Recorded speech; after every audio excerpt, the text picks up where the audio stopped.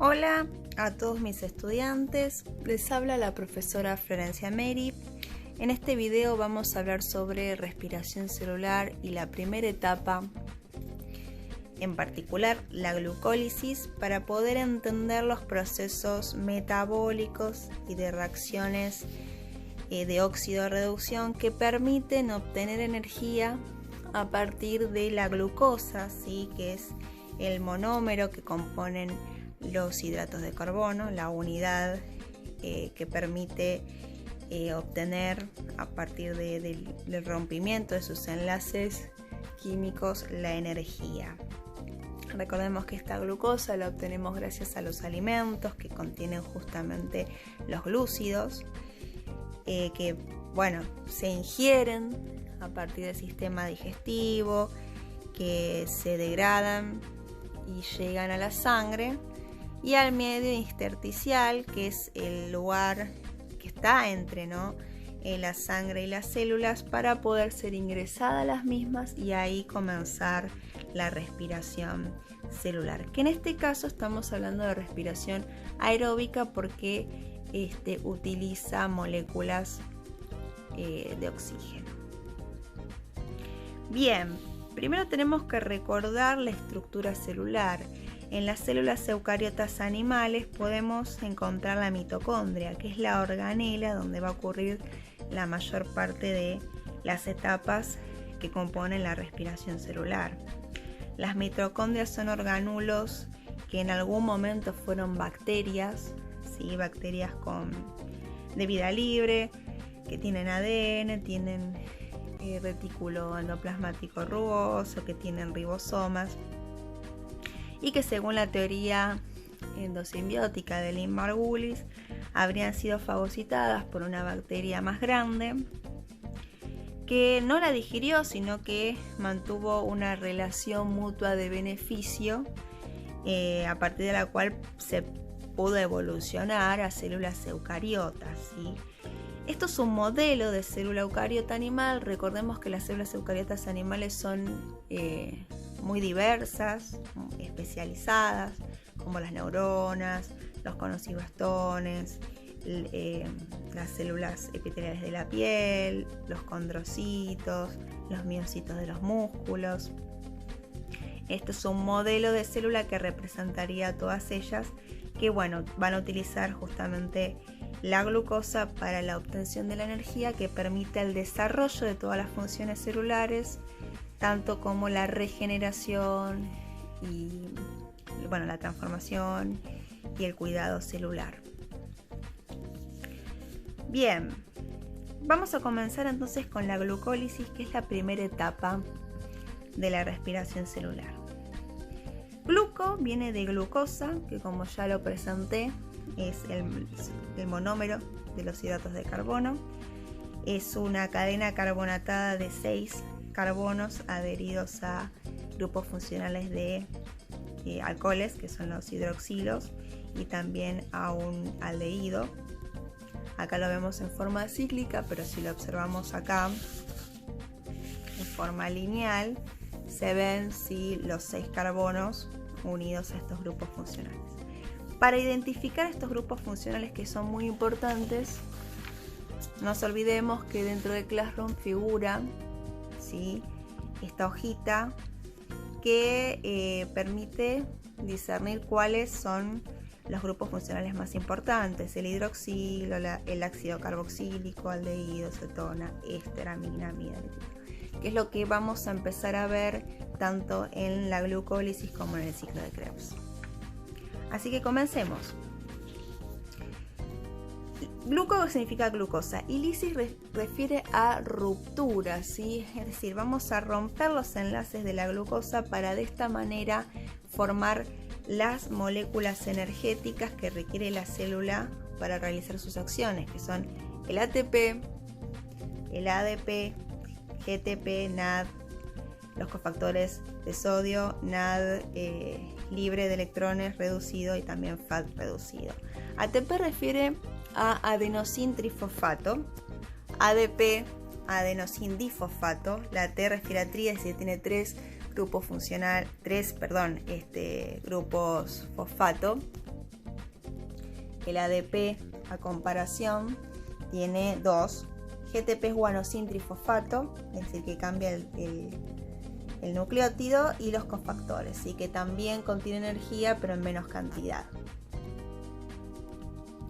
Bien, entonces, sabemos entonces que la glucosa viene del medio exterior. Ahora la pregunta sería, ¿cómo hacemos para que la glucosa ingrese a la célula? Esto es complicado y requiere un gasto energético, ya que la célula tiene en su interior ya una concentración, una cantidad de glucosa mayor que el exterior. Las personas que sufren diabetes tienen este problema y la insulina permite, ¿no?, el traspaso por la membrana plasmática, por fusión facilitada, ¿sí?, mediado por proteínas transportadoras, para que ingrese al citoplasma y se retenga ahí. ¿Cómo hacemos entonces que la glucosa pueda quedar dentro del citoplasma? Polarizándola. La glucosa ya es polar, es decir, contiene, al tener estos grupos funcionales que vemos acá, como el aldehído que tiene oxígeno y los hidroxilos, hay una electronegatividad que permite formar puentes de hidrógeno y quedarse fija en un lugar o ser soluble a un medio acuoso. Sin embargo, no es lo suficientemente fuerte para poder crear afinidad química y permanecer en el citoplasma. Es por eso que la vamos a fosforilar. ¿Qué significa esto? Agregar grupos fosfatos que cargan a la molécula negativamente y la puede adherir al citoplasma para luego ser degradada y obtener energía. Así que también es necesario saber que la glucólisis se divide en 2 fases. La primera es la preparatoria, porque vamos a preparar la glucosa para que ingrese, y luego la benéfica, en donde empezamos a beneficiarnos de todo el trabajo preparatorio y gasto energético, obteniendo las moléculas energéticas que nombré anteriormente. Bueno, en el primer paso sí tenemos esta molécula de glucosa, que por acción de una enzima, recordemos que las enzimas son catalizadores biológicos que permiten que las moléculas cambien en una reacción química. En específico, la quinasa necesita de un cofactor que se denomina ion magnesio, es un catión magnesio. Es el sustrato que llama a esta enzima quinasa porque es específica y que le permite accionar, gastando del ATP, ¿sí?, desfosforilando el ATP, sacándole, si es ATP es trifosfato, le saca un fosfato, transformándolo en ADP, que se va a liberar al el exterior. ¿Y dónde va a ir ese fosfato que le saqué el ATP? Bueno, al carbono número 6, 1, 2, 3, 4, 5, 6 de la glucosa. De esta manera ya no se va a llamar glucosa, sino que va a ser glucosa 6-fosfato porque tiene un fosfato, un grupo fosfato en el carbono 6. Bueno, ya fosforilé, es decir, agregué el grupo fosfato a un extremo. Me falta el otro, ¿sí? Tengo que agregarlo a ambos extremos.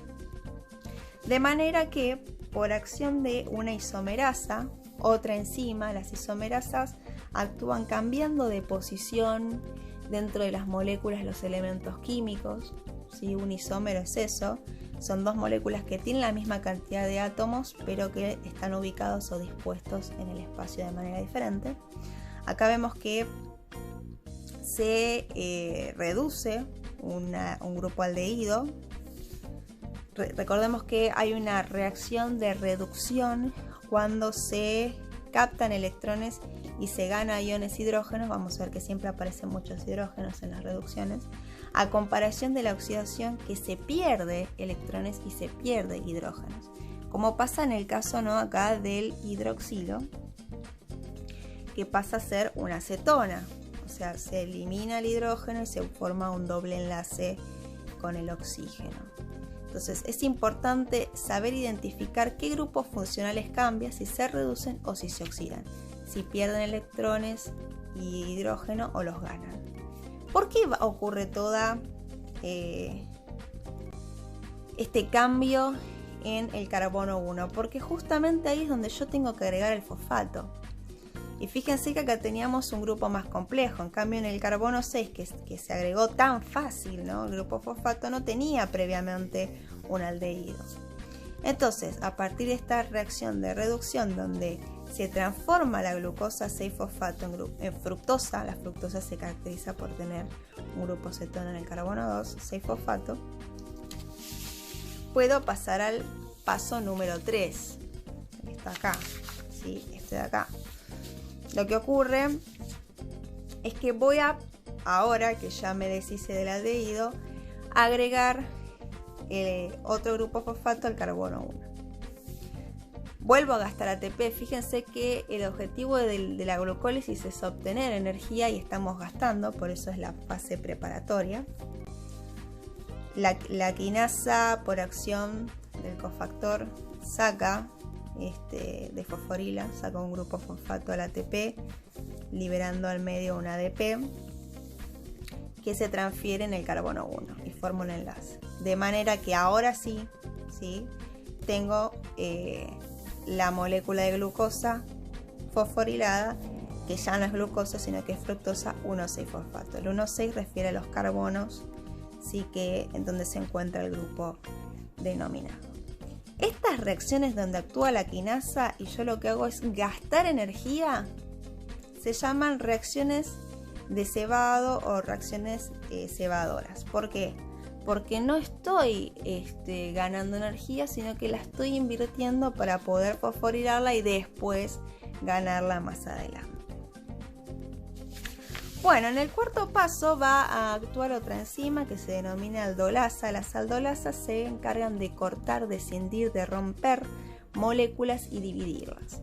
Acá vemos que la fructosa 1,6-fosfato, ¿sí?, que ya habíamos logrado fosforilar en los extremos, se va a romper en el carbono 3 y 4, 1, 2, 3, 4, 5, 6, formando dos compuestos. Ya no tengo una molécula de 6 carbonos, es decir, una hexosa, sino que tengo 2 de 3, triosas.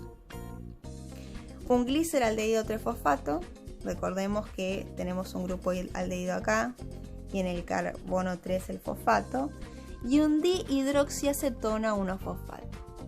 Lo cierto es que para comenzar la fase de beneficio yo necesito tener 2 gliceraldehídos. Este dihidroxiacetona no me estaría sirviendo. Necesito que se transforme sí o sí en otro gliceraldehído. Por lo tanto, va a actuar una isomerasa en el paso número 5. Recordemos que las isomerasas cambian de posición a los átomos. Y acá vemos, ¿no?, cómo cambian las posiciones, desaparece el aldehído y aparece la acetona. Sí, de esta manera, en esta isomerización, vamos a obtener como resultado 2 gliceraldehído 3-fosfato. ¿Sí?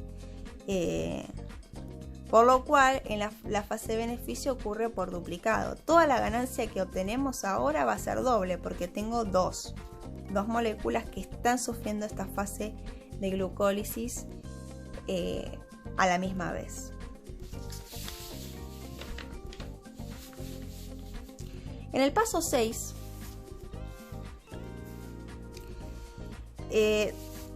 empezamos a tener reacciones diferentes, pero para eso primero tenemos que pasar por una fosforilación a nivel sustrato. ¿Qué significa esto? Que vamos a tener que hacer unos pasos previos antes de ganar ATP. Teniendo el gliceraldehído 3-fosfato, vamos a agregar un grupo fosfato al carbono 1, por lo cual va a intervenir un cofactor NAD sin electrones, ¿sí?, que se va a reducir porque el aldehído va a perder un ion hidrógeno, de manera que se transforma en un ácido carboxílico. Fíjense que acá perdió el hidrógeno, acá tenemos un oxígeno. Se reduce, ahora tenemos NAD. Recordemos que además de ATP vamos a tener NAD como cofactor energético. Esto es una acción deshidrogenasa porque estoy perdiendo hidrógeno, deshidrogeno. Y luego, ya con el espacio del ácido pirúvico, el espacio que deja el oxígeno del ácido pirúvico, puedo agregar el grupo fosfato, que va a ser agregado no de un ATP, sino de un fósforo inorgánico que está suelto, a el carboxilo, de manera que ahora sí tengo en los dos extremos de nuevo los dos extremos de la cadena de la triosa fosforilado, lo que genera 1,3-bifosfato glicerato, ¿no? Y ahora sí empiezo a formar el ATP. En el paso número 7 vemos que aparece la quinasa en presencia del cofactor ion magnesio y puede fosforilar un ATP, un ADP que se transforma en ATP, quitando que el grupo fosfato que habíamos agregado en la etapa previa, y de esta manera ya tenemos ganancia energética. Por fin empezamos a tener resultados benéficos. Empezamos a guardar ATP para que después la célula lo utilice para lo que necesite. Tenemos que también sacar el fosfato en el otro extremo, pero para eso, sí, acá vemos que en el paso número 8 vuelve a actuar una isomerasa que cambia de posición los grupos funcionales, de manera que ahora tenemos el grupo fosfato en el carbono número 2. Viene una enolasa, ¿sí? La enolasa, recordemos que siempre cortaba moléculas o liberaba enlaces, rompía enlaces. Acá vemos que se pierde una molécula de agua porque recordemos que las moléculas de agua están compuestas por 2 hidrógenos y un oxígeno. Si se pierde, se deshidrata, que no es lo mismo deshidratación que deshidrogenación. En la deshidrogenación yo estoy eliminando hidrógeno y liberando hidrógeno. En este caso estoy eliminando o liberando una molécula de agua. Así que la transformación que observamos acá a partir de la enolasa es que entre el carbono 2 y 3 se forma un doble enlace que es alqueno, ¿no? Y finalmente en el paso número 9 vuelve mi enzima favorita, la quinasa, que se encarga de fosforilar un ADP en ATP en presencia de ion magnesio, y nos queda el ácido pirúvico. Ven acá, ¿sí? Que se va a utilizar en el ciclo de Krebs libre de fosfatos porque se transformaron en ATP, fueron transferidos a los ATP. Es decir, que en la fase de beneficio que recordemos que ocurre por duplicado, porque teníamos dos gliceraldehídos, de manera que obtenemos de uno 2 ATP y del otro gliceraldehído 3-fosfato, que también se estaba a su vez degradando, 2 ATP más, 4 ATPs en total de la fase benéfica. Pero como gasté 2 en la preparatoria, tengo que hacer la cuenta neta, que 4 ganados en la benéfica y 2 utilizados en la preparatoria me da una ganancia neta total de 2 ATP, ¿sí? 2 ATP como total en la glucólisis. También tenemos 2 cofactores NAD, ¿sí? Recordemos que ganábamos uno en la transformación de un gliceraldehído 3-fosfato y también en el otro. Así que como resultado neto tenemos 2 ATP y 2 cofactores NAD. El ácido pirúvico o piruvato es el resultado a partir de toda la degradación de la glucólisis que comenzó con la glucosa, ¿sí? Y que va a ser utilizado después en el ciclo de Krebs, donde empezamos a liberar dióxido de carbono, ¿sí? Donde también se empieza a obtener energía, pero liberamos dióxido de carbono, que es lo que expiramos siempre, ¿no? Luego de la respiración celular. ¿Qué es lo que tenemos que recordar de esto? ¿Todos los nombres complicados? No. Simplemente tenemos que saber discernir qué está ocurriendo, ¿sí? En estas reacciones químicas.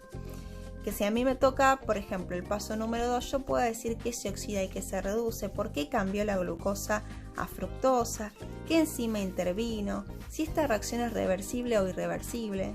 Es reversible siempre que las flechas no van en ambos sentidos, o sea que puede cambiar o volver a su estado original. Si la flecha es en una dirección quiere decir que no hay vuelta atrás. Poder entender por qué actúa esa enzima y por qué es específica o por qué tiene algún cofactor o sustrato al cual adherirse, ¿sí? Poder identificar cuándo se gana energía y cuándo no. Esa es la actividad que ustedes tienen que resolver. Seleccionar alguno de estos pasos, sea el 6, el 4, el 9, el que quieran, y poder decirme qué ocurre en la reacción. Dibujar ambos compuestos, decirme si la reacción es reversible o irreversible, qué transformaciones hay, qué se oxida, qué se reduce, si hay ganancia o pérdida de ATP, y poder identificar qué está ocurriendo en ese paso en específico. Entonces, la glucólisis ocurre en 2 etapas, 2 fases, preparatoria y benéfica, y se obtiene como resultado solamente del paso número 1, que ocurre en el citoplasma celular, 2 ATP y 2 cofactores NAD.